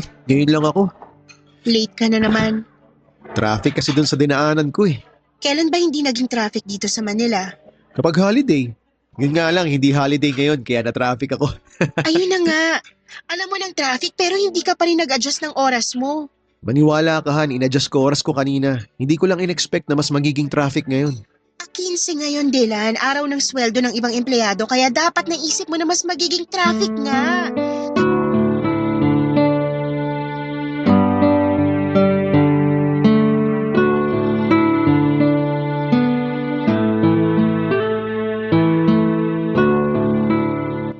Uy, Charlene!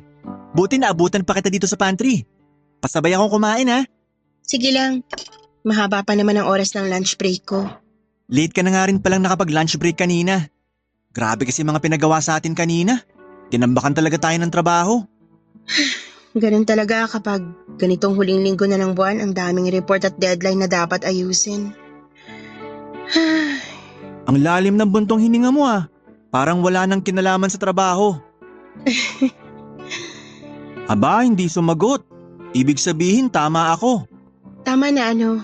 Tama ako na hindi tungkol sa trabahong malalim na buntong hininga mo. Ay, oo.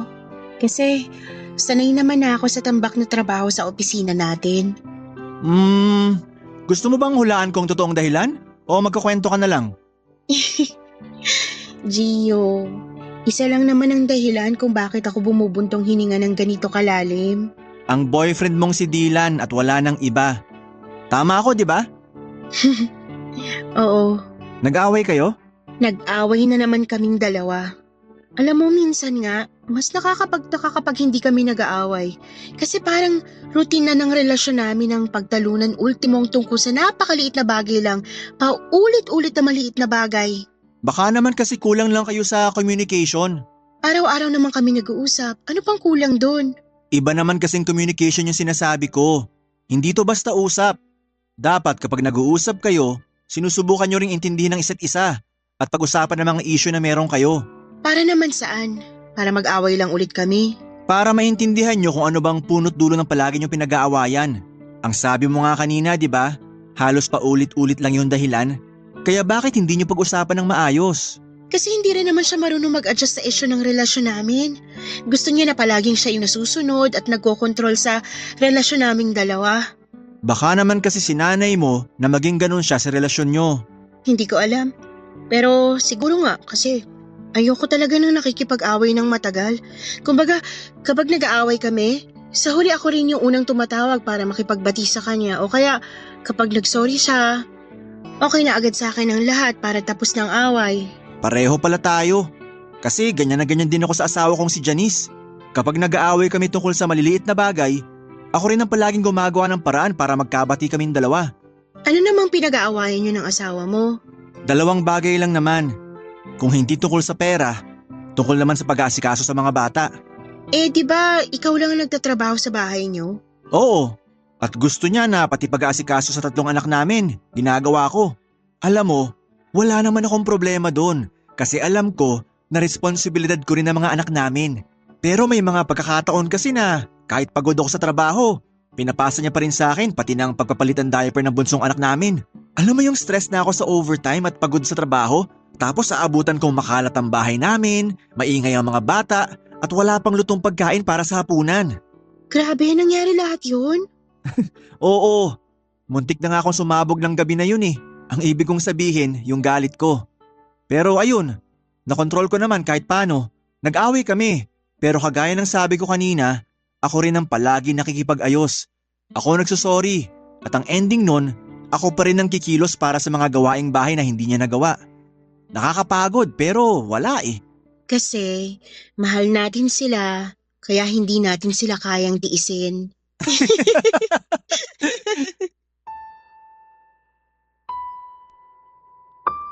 Papa Dudut, sinubukan pa naming ayusin ni Dylan ang relasyon naming dalawa.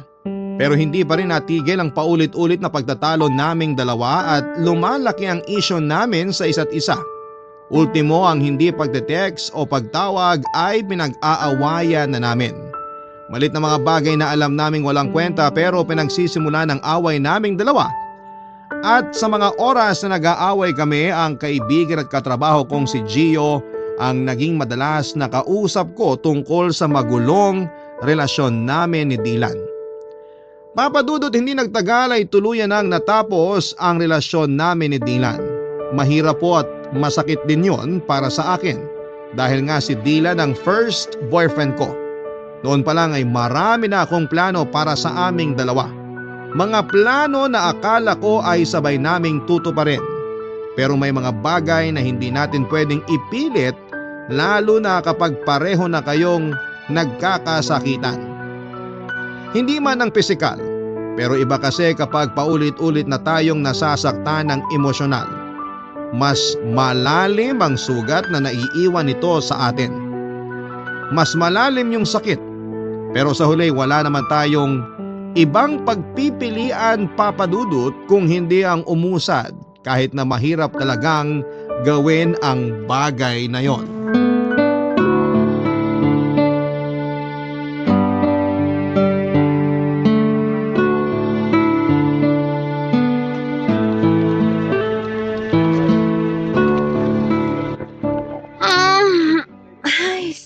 wakas, lunch break na rin. At wala tayong overtime ngayon, pati na mamaya pagkatapos ng shift natin. Grabe naman kasi yung mga pinatrabaho sa atin na manager natin. Parang pang 3 buwan. Sanay kasi sila na tinatambakan tayo ng trabaho. Kahit pwede naman nilang ipagawa sa atin yun ng mas maaga para hindi tayo masyadong naghahabol kapag malapit ng deadline. Masyado kasi silang petik sa mga trabaho na naka-assign sa kanila. At sanay na tinatambakan tayo. Kaya palaging tayo ang nahihirapan sa huli. Ang mahalaga ngayon, natapos natin lahat ng pinapagawa nila sa atin, kaya deserve natin ang masarap na pagkain para sa lunch. Ay sis, tama ka dyan. Saan mo pala gusto mag-lunch ngayon? Charlene, lunch break mo na rin ba? Oo, sakto nga ang daan mo dito sa station namin. Narinig mo yata na kumakalam ng sikmura ako. Parang gano'n na nga. Saan mo ba gusto mag-lunch? Treat ko. Ikaw nang bahala kasi ikaw naman manlilibre eh. Ay, sana all nililibre ng pagkain. Gusto mo bang sumama, Divine? Pwede naman. Naku, hindi na. Baka makaistorbo pa ako sa inyo. Sige, ikaw ang bahala. Charlene, hintayin na lang kita sa kotse. Para sa labas na lang tayo mag-lunch. Mahaba pa naman ang lunch break natin. Okay, sige. Susunod na rin ako kaagad doon. Charlene, may gusto ka bang sabihin sa akin? Ano namang sasabihin ko sa'yo? Sus, kunwari pa to. Alam mo naman ang tinutukoy ko. Ay, mali pala. Kilala mo naman na kung sinong tinutukoy ko. Divine, kung tungkol kay Gio yung ini-issue mo sa akin, uulitin ko na magkaibigan lang kaming dalawa. Kaya hindi mo kailangan na mag-isip ng kahit na ano tungkol sa amin. Magkaibigan na palagi magkasabay na mag-lunch break at lumabas ng opisina pagkatapos ng trabaho. Oo, kasi pareho lang naman ang oras ng shift naming dalawa eh. Naku, Shirley na. Huwag kang ang pabebe dyan. Alam ko namang may something na sa inyong dalawa ni Gio. Ano bang something yan? Wala nga. Okay, iibihin ko na lang ang tanong ko. Wala pang something sa inyo pero gusto mo si Gio. Tama ba ako? Alam mo, Divine, ang dami mong tanong. Ayun na nga. Ang dami kong tanong pero ni isa wala ka namang sinasagot. Sinagot ko naman na magkaibigan lang kami ni Gio. Walang kahit na anong namamagitan sa aming dalawa. Okay, sige. Mabuti na yung nagkakaliwanagan tayo. Kasi ipapaalala ko lang na pamilyadong tao yang si Gio. At maraming kaibigan dito sa opisina ang asawa niya. Kasi dati rin yung nagtatrabaho dito. Alam ko naman yon, pati na ang limitasyon ko. Good! Kaibigan mo ko. At ayoko lang talaga na magkaroon ka ng problema dito sa opisina. Alam ko na hindi madali ang naging breakup niyo ni Dylan. Pero wag mo rin madaliin ang process ng pag-move on mo. Hindi mo kailangan gumamit ng ibang tao para makapag-move on ka na kaagad. Papadudot, isa sa mga dahilan kung bakit nakausad kaagad ako ay dahil sa presensya ni Gio. Sa kanya talaga ako mas madalas na nagkukwento ng mga panahong yon na hindi na okay ang relasyon namin ni Dylan. Alam ni Gio kung paano ko pinilit na ayusin ang relasyon namin ng ex-boyfriend ko. Siya ang naging tagapakinig at tagapagpayo ko noon. Kaya naman hindi imposible na mahulog ang loob ko sa kanya. Papadudot, lilinawin ko lang ha, na hindi si Gio ang dahilan kung bakit natapos ang relasyon namin ni Dylan. Sadyang hindi na lang talaga kami nagkakasundo. Kumbagay wala na talagang patutunguhan ang relasyon naming dalawa. Pero si Gio nga ang dahilan kung bakit nakapagsimula na akong makausad mula sa natapos naming kwento ni Dylan. Ayun nga lang ay hindi ko maamin kahit sa kanino man sa opisina namin ang tungkol sa amin ni Gio dahil kasal siya at may anak na siya. Kaya nung una ay nakontento na talaga ako sa mabuting pagkakaibigan na meron kaming dalawa ni Gio, Papadudot. Barangay Love Stories. Barangay Love Stories.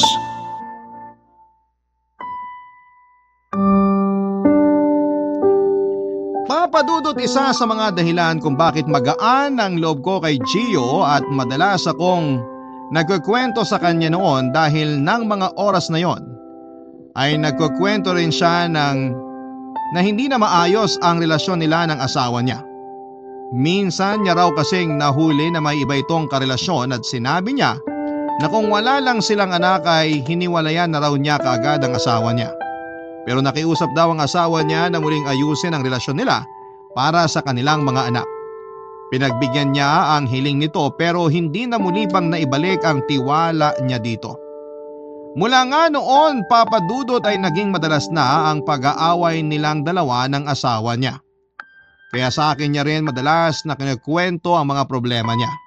Naging tagapakinig at tagapagpayo niya ako.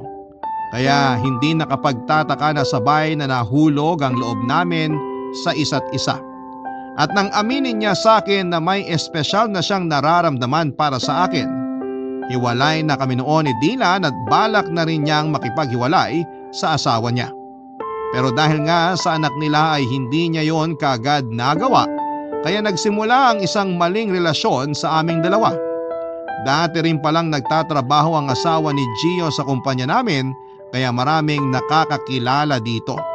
At nang tuluyan ng tapusin ni Gio ang relasyon nila ng asawa niyang si Janice, ay kaagad na kumalat ang balitang yon sa opisina, kasunod ang usap-usapan at mga parinig sa akin ng mga katrabaho ko na isa raw akong kabit, Papa Dudut.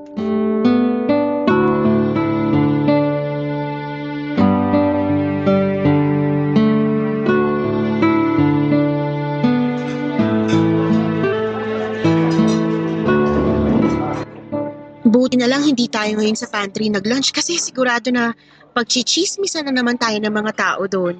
Yaan mo na. Masarap din naman ang pagkain sa restaurant na to. Oo, tsaka ang mahalaga, magkasama pa rin tayo ngayong lunch break. Dito na lang kasi ako medyo nare-relax, sa totoo lang. Grabe kasing magparinig yung ibang kaopisina natin. Keso, ako raw sumira ng relasyon yun ng asawa mo. Tapos alam mo ba, kinausap pa ako ng manager natin. Anong sabi niya sa'yo? Huwag daw sana tayong maging masyadong PDA sa office. PDA? Oo, public display of affection o yung sweet-sweetan sa harap ng maraming tao. Hindi naman tayo ganon.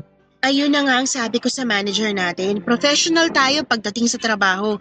Hindi niya na kailangan na sabihin sa akin yun. Close kasi sila ng ex ko. Kasi nga 'di ba? Dati siyang nagtatrabaho sa HR ng office natin. Baka nga hanggang ngayon nagkakamustahan pa rin silang dalawa eh. Mukha nga kasi ang seryoso niya habang kinakausap ko kanina. Pero okay lang kasi pareho naman tayong hindi PDA. Naiinis lang ako sa ibang kaopisina natin kasi palagi na lang sila nagpaparinig kapag padaan ako sa station nila. Tapos alam mo ba minsan, may isa pa tayong office mate na bigla na lang bumunggu sa akin sa may hallway ng office. Baka naman hindi sinasadya yun. Sinadya niya yun kasi hindi man lang siya nagsorry sa akin eh. Nalaglag pa nga ang bag ko noon pero hindi man lang siya lumingon sa akin. Ay, pero hayaan mo na. Hindi naman ako patola sa mga ganong klaseng attitude. Ikaw ba babe? Kumusta ka? Ha? Tinatanong kita kung kumusta ka kasi 'di ba 2 araw kang naka-vacation leave. Hindi ka nga rin masyadong sumasagot sa mga chat ko sa'yo eh. Ba't ka nga ba nag-vacation leave? Hindi mo man lang sinabi sa akin na hindi ka pala papasok. Wala ka namang medical certificate na in-email. Kaya nung magtanong sa akin si Divine tungkol sa leave mo, ang sabi ko na lang, may lakad ka yata. Kahit ang totoo, hindi ko alam kung... I think we should stop this, Charlene. Ano? Ang sabi ko, siguro mas okay kung ititigil na natin to. Gio, nakakaintindi ako ng English kaya hindi mo na kailangan Tagalogin pa yung sinabi mo. Ang hindi ko lang maintindihan, ano yung kailangan nating itigil? Yung pagkain natin ngayon? Yung pag-uusap natin? O Itong yung... relasyon natin. Nakikipaghiwalay ka na sa akin? Charlene, hindi din madali sa akin to pero Hindi pala madali sa'yo. Eh di sana naisip mo rin na mas lalong hindi madali sa akin ang pumasok sa relasyon na to. Hindi madali para sa akin na paulit-ulit na tawagin akong kabit ng ibang tao.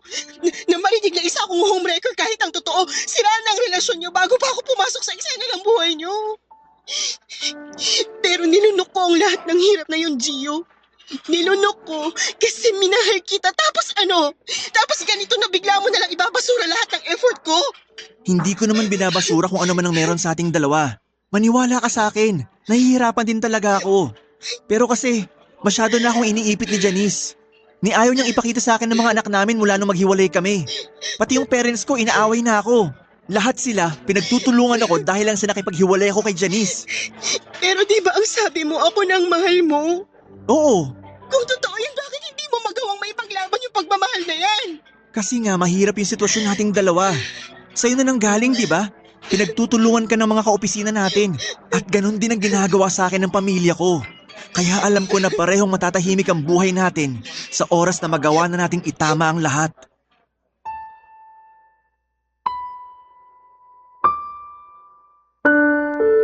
Papa Dudut, wala naman talaga akong plano na pumasok sa maling relasyon. Babae ako at ayoko nang niloloko ako ng karelasyon ko.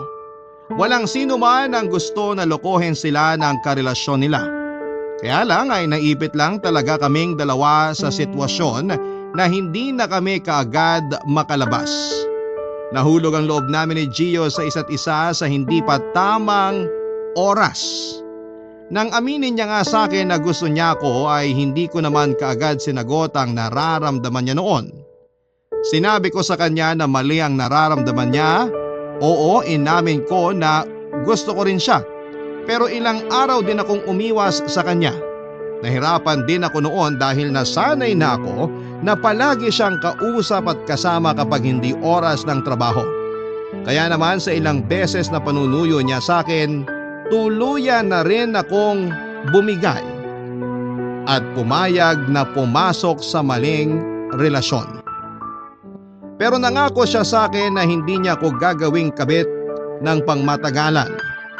On the rocks na kasi talaga ang relasyon nila noon ng asawa niya kasi nga minsan na rin niyang naramdaman at naranasan na lokohin bago pa man kami nagkaroon ng relasyon. Kaya hindi naman talaga ako ang dahilan kung bakit nagkakasiraman silang dalawa. At nang maging kaming dalawa, nangako siya sa akin, Papa Dudut, na tuluyan na niyang tatapusin ang relasyon nilang mag-asawa. Ako na raw talaga ang mahal niya at nangako siya na ipaglalaban niya ang pagmamahalan namin sa isa't isa. Isang pangako na hindi niya naman pala kayang pangatawanan, Papa Dudut.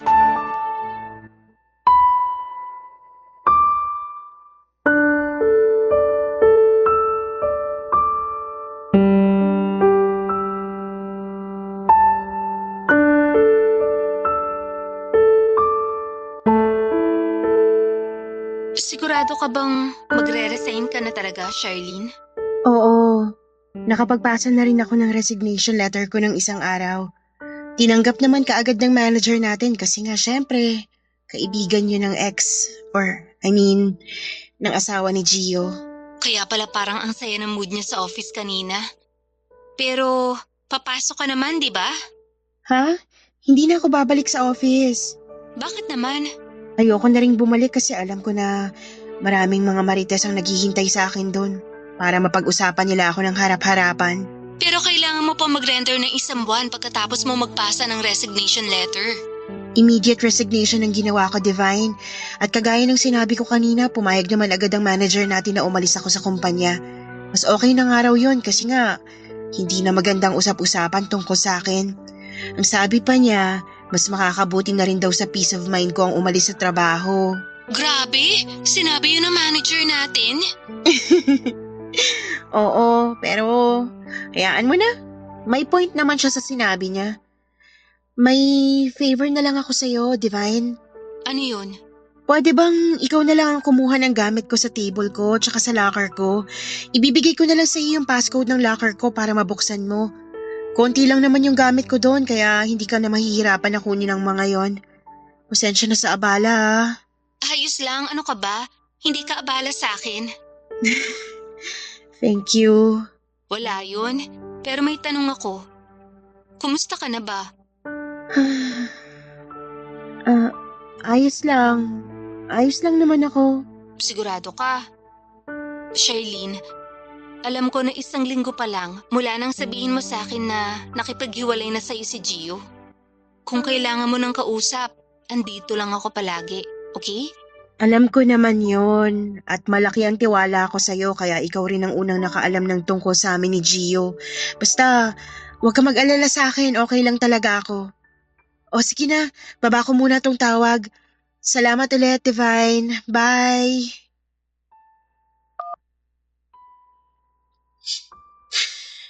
Ayos lang ako. Ayos lang talaga ako. Charlene, anak? Gising ka pa ba? Opo, Ma. Gising pa po ako.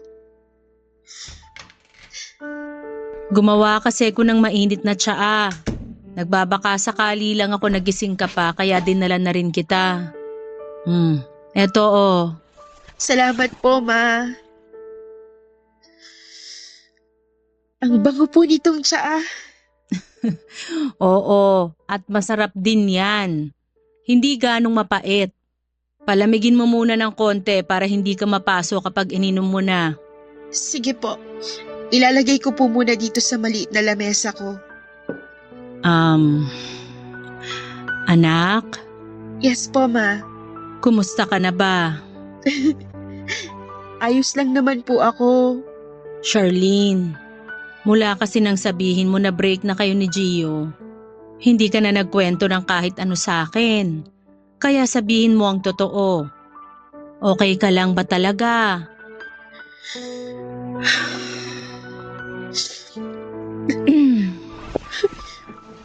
Hahawakan ko ang kamay mo para maramdaman mo na okay lang ang umiyak.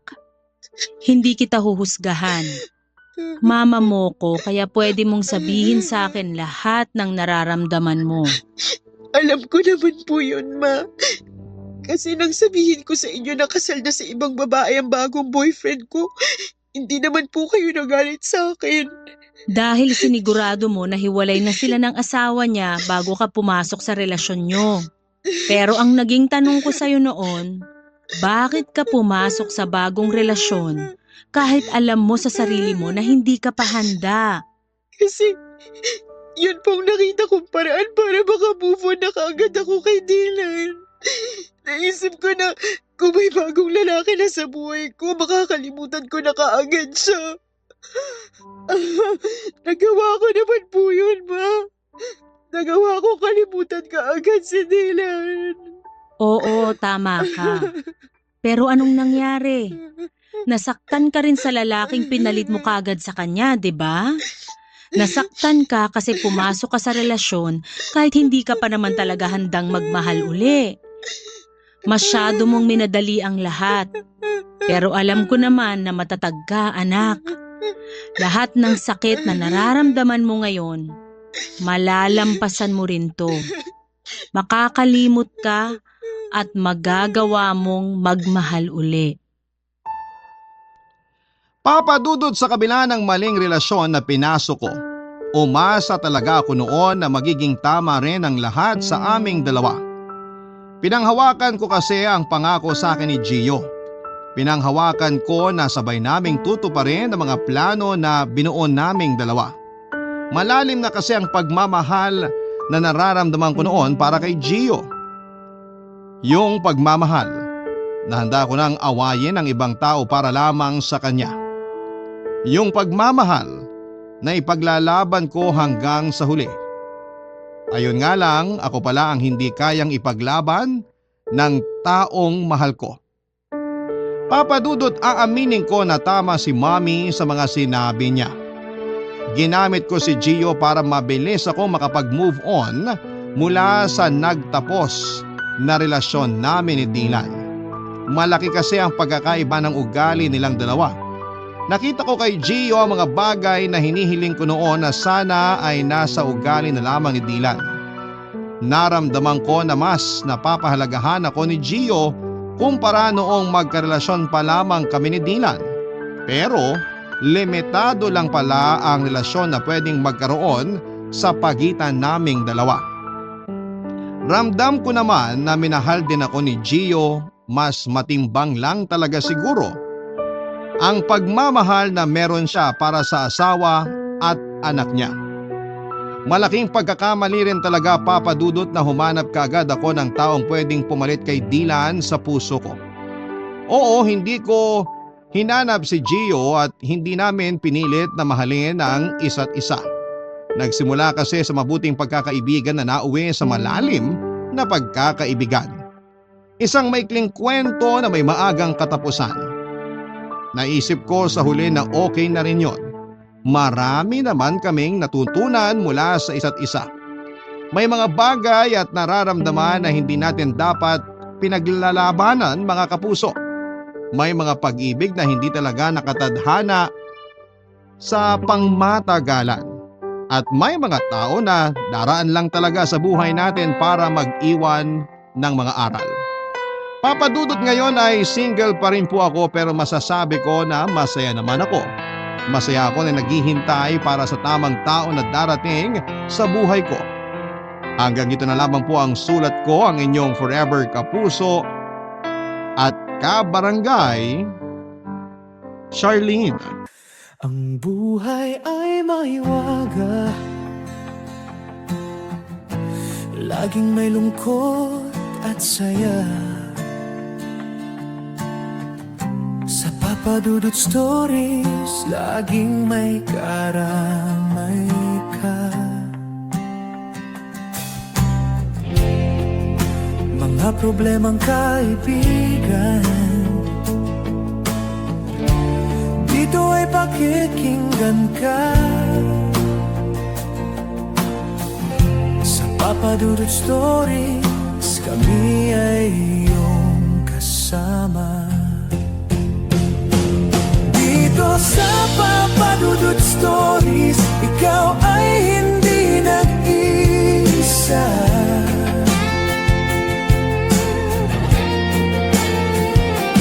Dito sa Papa Dudut Stories, may nagmamahal sa'yo.